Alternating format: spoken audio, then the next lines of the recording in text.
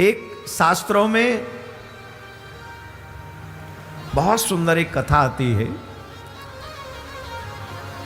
सूर्य वंश में एक राजा हुए दिलीप। दिलीप राजा हुए और एक बार देवासुर संग्राम में देवराज इंद्र ने दिलीप को बुलाया कि आप हमारी तरफ से युद्ध करिए।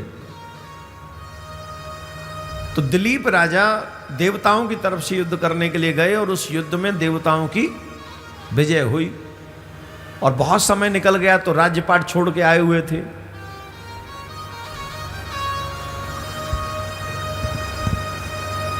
इंद्र की विजय होने पर इंद्र ने कहा महाराज अब बताइए कि मैं आपको क्या करूं, मैं क्या दूं आपको, कुछ चाहें तो आप मांग लीजिए। दिलीप बोले मुझे कुछ चाहिए नहीं, बस अनुमति दे दीजिए कि मैं जाऊं राजपाट नीचे देखूं क्या व्यवस्था है। बोले ठीक है आप जाइए। तो दिलीप वहां से देवासुर संग्राम में विजय दिलाकर वापस स्वर्ग से लौटते आ रहे थे तो उसी समय कामधेनु जो गाय थी वो दिलीप के सामने से निकली। राजा दिलीप घर लौटने की आतुरता में, राज्य में वापस आने की आतुरता में कामधेनु गाय को प्रणाम नहीं किया। तो कामधेनु गाय को क्रोध आ गया कि हमारे सामने से निकल रहे हो, सर झुका दोगे, इसीलिए कहीं भी गौ माता दिख जाए सर जरूर झुका देना चाहिए, प्रणाम करो गौ माता को। अगर सनातनी हो तो पूरा फॉलो करो ना यार। क्या घिस, तुम गाड़ी में जा रहे हो वहीं से मां को प्रणाम कर लो। आज क्या घिस गया तुम्हारा?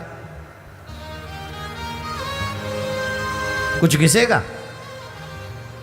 पर पता नहीं है इतनी गुद्दी मोटी हो रही है ना, झुकती नहीं यहां से। ये गुद्दी मोटी हो गई है ना, ये हिली नहीं, झुकी नहीं रही है। अच्छा ईमानदारी से बताओ किस किस के घर में बच्चे माँ बाप के चरणों में सर झुका के प्रणाम करते हैं? झूठ मत बोलना। सर झुका के मतलब सर पैरों में है एवें मैनू पता नहीं है ਤੁਹਾਡੇ घर दी एवें बैठे ने थे मैनू चले सिखाण।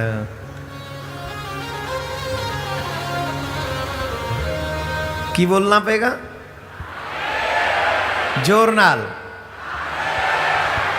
माता पिता को हर दिन सुबह शाम प्रणाम करना चाहिए। दिन का उदय होते ही सबसे पहले माँ बाप के चरणों में साष्टांग प्रणाम करो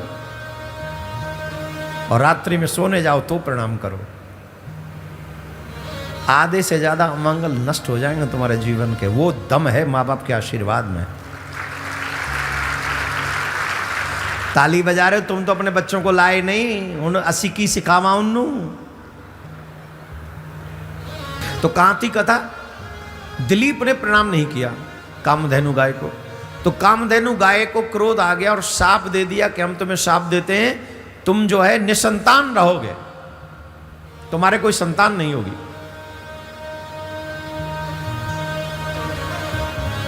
अब बहुत दिन हो गए, संतान नहीं हुई। दिलीप बहुत दुखी, बहुत दुखी।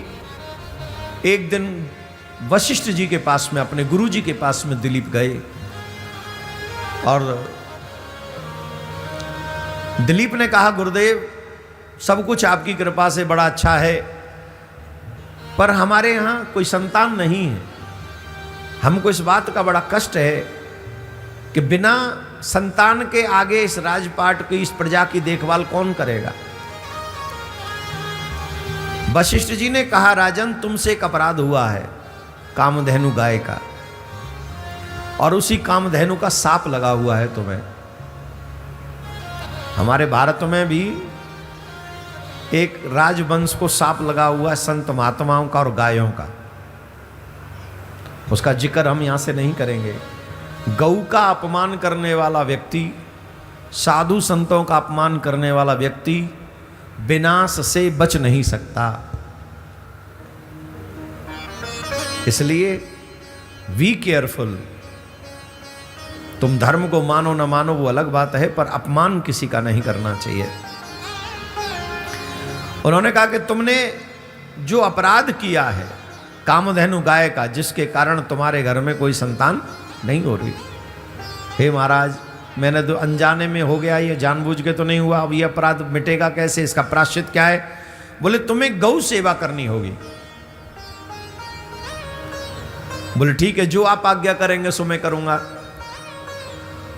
तो गौ माता की सेवा के लिए उन्होंने, दिलीप ने अपना राज्य छोड़ दिया और वशिष्ठ जी के आश्रम में रहकर वशिष्ठ जी की गाय को चराने के लिए ग्वारिया बन गए। राज्य छोड़ा है, महल छोड़ा है, अब महलों में नहीं रहते, वशिष्ठ जी के आश्रम में रहते हैं और नंदनी की गाय की सेवा करते हैं, उन्हीं को चराने लेके ले जाते हैं, पूरा दिन चराते हैं, शाम को फिर लेके आते, जल पिलाते, सेवा करते। 21 दिन लगातार ऐसे हो गए थे दिलीप राजा को नंदनी की सेवा करते हुए। एक दिन की बात है, एक दिन दिलीप राजा नंदनी गाय को चराने के लिए जब गए तो एक वृक्ष के नीचे बैठे थे और नंदनी हरी हरी घास चर रही थी। तो हरी हरी घास चरते चरते वो थोड़ी आगे बढ़ गई, तो वो एक वन में प्रवेश कर गई। वहां हिंसक सिंह था, उस सिंह ने आकर नंदनी को पकड़ लिया। जैसे ही हिंसक सिंह को नंदनी ने पकड़ा, नंदनी को पकड़ा हिंसक ने, उसी समय वो चीखने लगी। बहुत दयनीय आवाज नंदनी गाय की दिलीप राजा के श्रवणों में पड़ी। नंदनी गाय पुकारने लगी और दिलीप राजा दौड़े उस दिशा में जहां नंदनी गाय थी, दौड़ कर गए। और जब वहां दौड़कर पहुंचे तो देखा कि सिंह ने नंदनी गाय को अपने पंजों में दबोच रखा है, दबोच रखा है।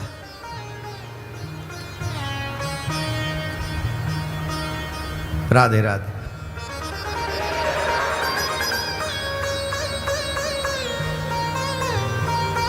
दिलीप ने कहा सिंह से, आप इस गाय को छोड़ दीजिए, इस गाय को आप कुछ मत कहिए। सिंह ने कहा कि तुम जानते भी हो ये मेरा भोजन है, गाय मेरा भोजन है, और मैं जानता हूं कि तुम धार्मिक राजा हो और तुम किसी का आहार नहीं लोगे। किसी का आहार छीनना अपराध है और ये गौ मेरा आहार है। तुम कैसे कह रहे हो मुझे कि छोड़ दो। दिलीप राजा ने कहा तुम्हें भोजन करना है, वो भी मांस का भोजन करना है। बोले हाँ, एक काम करो, इस गाय को छोड़ दो और मुझे अपना भोजन बना लो। मैं भोजन बनने को तैयार हूं तुम्हारा। अरे राजा, ये मानव शरीर बड़ी मुश्किल से मिलता है, एक गाय की रक्षा के लिए तुम अपने प्राण त्याग दोगे?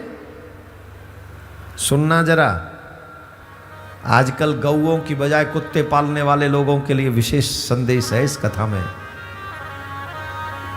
आज घरों में गाय नहीं पाली जाती, कुत्ते पाले जाते हैं। ये कलयुग का साक्षात दर्शन है।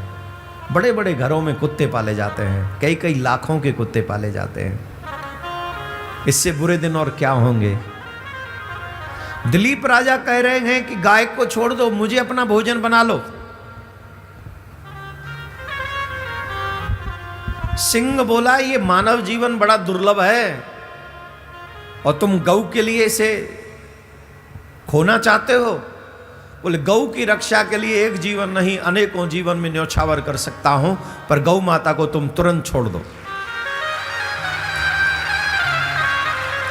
तुम जानते हो मेरे हाथों में शस्त्र भी है, मैं एक क्षण में तुम्हारा वध कर सकता हूं, इतनी सामर्थ्य है मुझ में। एक क्षण, एक बाण से तुम्हें मार दिया जाएगा।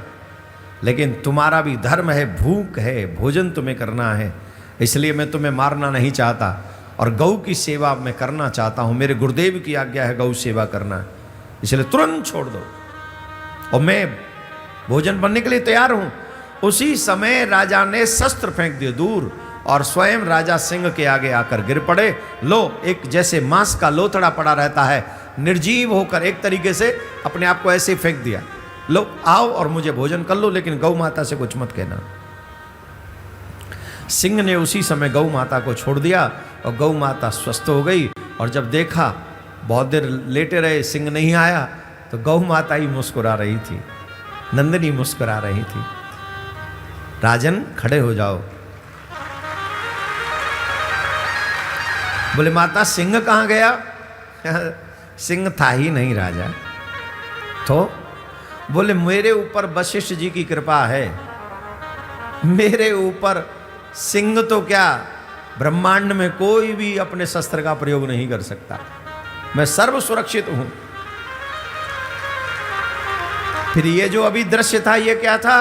बोले ये दृश्य ये था कि मैं तुम्हारी परीक्षा लेना चाहती थी, मैं ही सिंह बन गई और मैं ही गाय बनी। गाय तो हूं, मेरी माया से ही सिंह बनी और तुम्हारी परीक्षा लेने के लिए मैंने ये सब किया। तुम मेरी परीक्षा में उत्तीर्ण हुए, तुम वाकई बहुत गौ भक्त हो, बताओ मैं तुम्हें क्या दूं, तुम मुझसे वरदान मांग लो। उन्होंने कहा माँ कामधेनु गाय को मैं प्रणाम नहीं कर सका अनजाने में, जिसके फलस्वरूप मेरे घर में कोई संतान नहीं है। मेरे गुरुदेव ने कहा गौ सेवा से ही वो प्राश्चित होगा। हे माँ मेरे उस अपराध को भुला दीजिए, वो अपराध जो अनजाने में हुआ मुझे उसे क्षमा कर दीजिए। माँ कहती है चिंता मत करो, तुम्हारे घर में संतान भी होगी और वो संतान बड़ी यशस्वी होगी, ये हमारा आशीर्वाद है।